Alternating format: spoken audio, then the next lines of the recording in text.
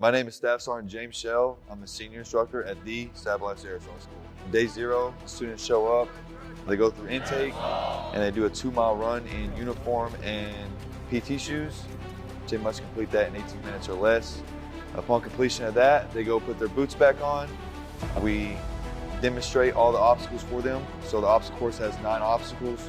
It has 2 major obstacles and then 7 minor obstacles. They're able to fail one of those minor obstacles, but if they fail one minor obstacle, everything else after that becomes a major. Upon completion of us telling them and showing them how to negotiate every obstacle, they go through a stretch and warm-up session, which could last anywhere from 10 to 35 minutes. After that, they begin their obstacle course.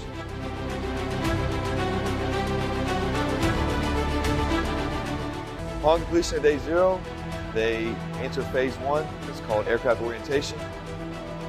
Then after that, they go into combat assault operations.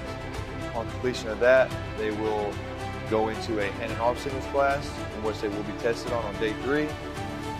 Day 2, they show up for a 6-mile ruck, which they're wearing a 35-pound rucksack, and they have a weapon. They must complete that ruck within an hour and a half or less. After that, they go into more classroom, which is LZPC operations and AeroMed. Those 4 blocks of instructions that they received over day 1 and day 2 are tested on day 3, as well as the hand and arm signals. After phase 1, they go to phase 2, which is sling load operations. In my opinion, I think that's the most important phase of Air Assault School. They will go through a 2-hour block of classroom presentation, which they will learn all the weights, all the loads that they're going to be inspecting and rigging over the next few days.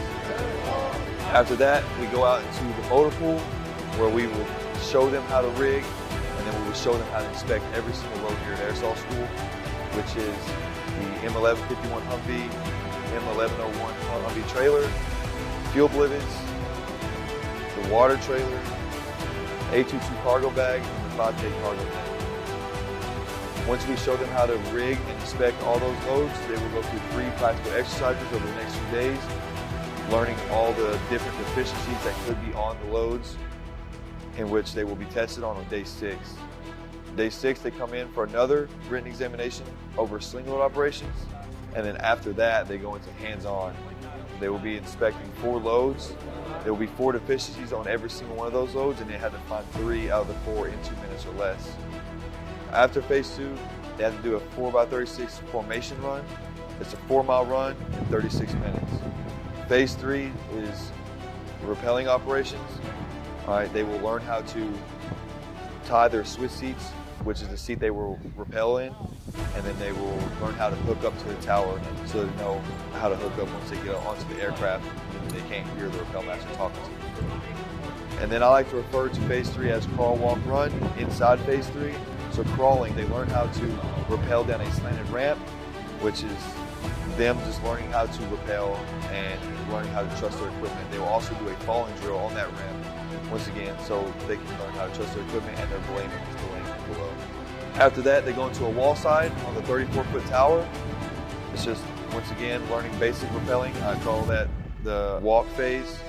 So they rappel down a tower, and then after that, they go into the open side, which is there's no wall there.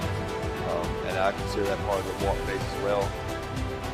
They'll do 3 different rappels. The first rappel is the Hollywood. This is a simple rappel, 3 bounces to the ground. The second one's the lock-in, where they bound halfway down, they lock in, and then switch to braking and rappel the rest of the way down. And then the third rappel, it's called semi-combat rappel. It's the same thing as the Hollywood. It's just that they do it in a kit with the dummy bucket. On day 9, they will come in for a Swiss seat test, which we taught them to tie the first day of rappelling operations. They must tie their Swiss seat in 90 seconds or less. And then they'll go into a hookup test, which they must do that in 15 seconds or less. After that, they will get to rappel out of a helicopter. I consider that part of the run phase of rappelling operations. And then that's it. So on day 10, it's the graduation day. They went through all 3 phases of Air Assault School. It's the last thing they got to do. They wake up early, around 3 o'clock in the morning, and they step off on the 12-mile foot march. The 12-mile foot march, they must complete that in 3 hours or less. Just like the 6-mile, they're wearing the same 35-pound rucksack with the dummy rifle as well. And after that, then they will go through graduation and they will earn the coveted Air Assault badge.